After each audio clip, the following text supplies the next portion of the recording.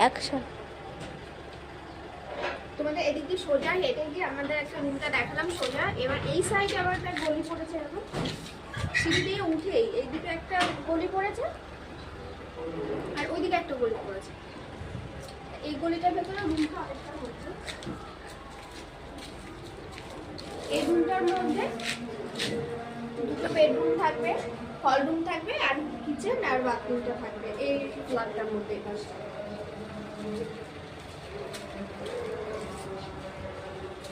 এটা পড়বে হল রুমটা আর ওদিকটা কিচেন বাথরুম।